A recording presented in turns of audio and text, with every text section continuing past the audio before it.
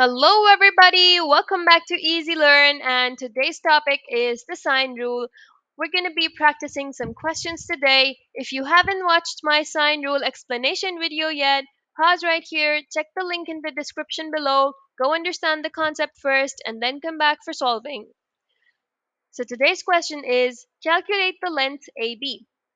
Now, let's suppose this is the shape given to me, A, B, and there's a midpoint E where the two lines are meeting, and there's a C and a D, and it says find the length AB, which means this is the length they're talking about. Now, keeping in mind my sine rule, that is, when I have two lengths and two angles, I use the sine rule that says sine A over small a equals sine B over small b. Now, the thing is, if I want to find this AB, so the length that is right opposite to AB, the angle that is right opposite to this length AB is supposed to be this angle. So technically, this angle is unknown. The AB is also unknown. The thing that is known to me is the angle 46, and the length that is right opposite to 46 is available to me. So, first thing I can probably write sine 46 over 17 equals. Now, when I think about sine b over b, I don't have anything. There are two of them missing. So if two of them are missing, I can't really go about with my sine rule because I need to at least have three available to me. Only one should be missing. So now how do I find out what is this angle? Now, in order to find this angle, you need to observe this shape clearly. Now, if you see that these two arrows, this indicates that there are two parallel lines basically, and there's a shape inside these parallel lines. So if you notice carefully, this A, B, C, and D is making a Z, where let's say this is my A, that's my B, that's my C, and that's my D. Now, this angle, that is the C angle, is 42. Now, this is one of the topics in properties of angles where what happens is that when you have a Z, then this is alternate angle basically. So if inside over here, if I have a 42, then this part is also 42.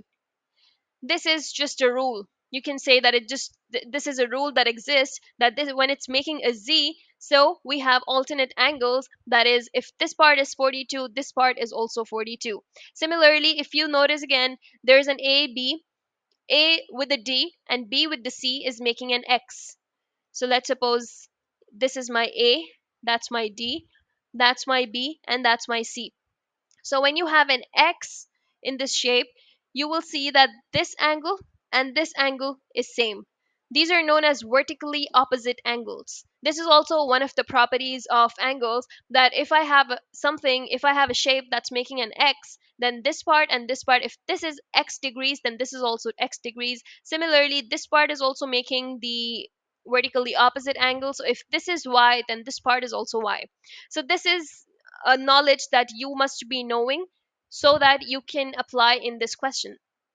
Coming back, so if I have this one, the C, as 42, which means that the one that is right alternate to that is also 42. So this part, or this angle, is also 42, which means now that I have two angles available to me, one of them is missing. Now again, this A, B, and E is technically making a triangle. If you notice it carefully, it's something like this, where this is my A, this is my B, and this is my E.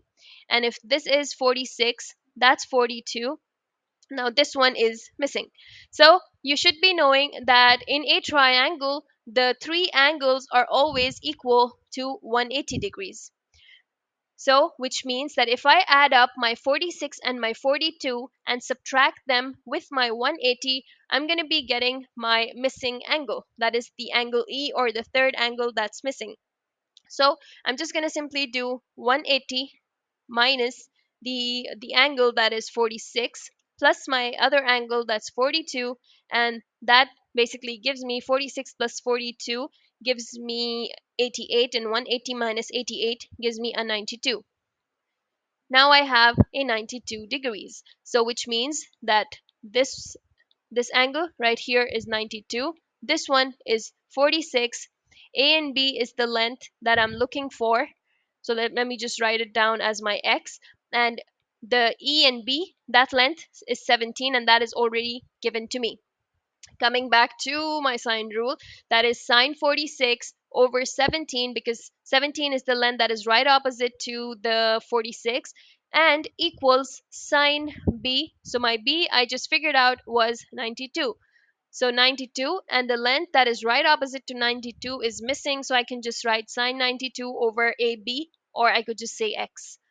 Now is the time when I solve it, and sine 46 divided by 17, that's the first thing I'm going to do.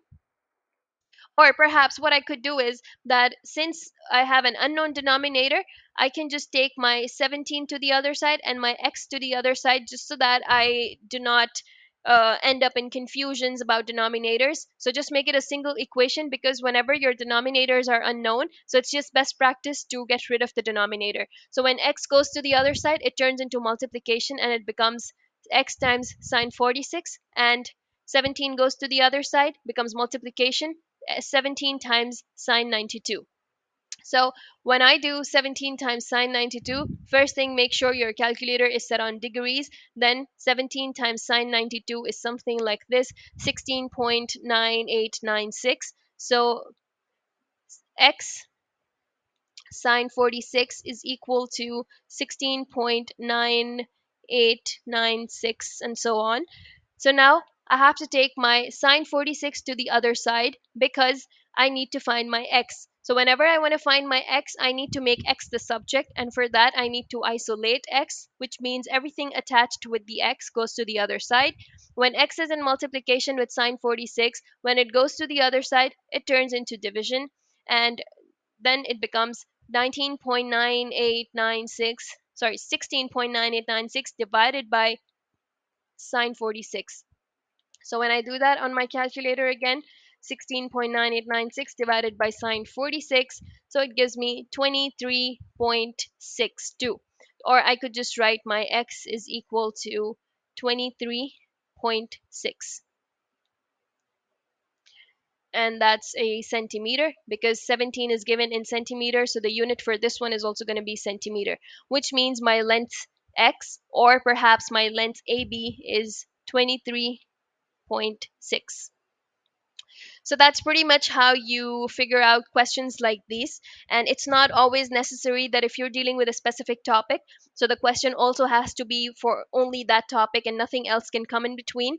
There has to be extensive trigonometric knowledge and angle properties and all those concepts in your mind, just so that you can solve specific questions. So for this one, we use the angle properties, alternate angle, and then we found out our missing angle, and then we use the sine rule.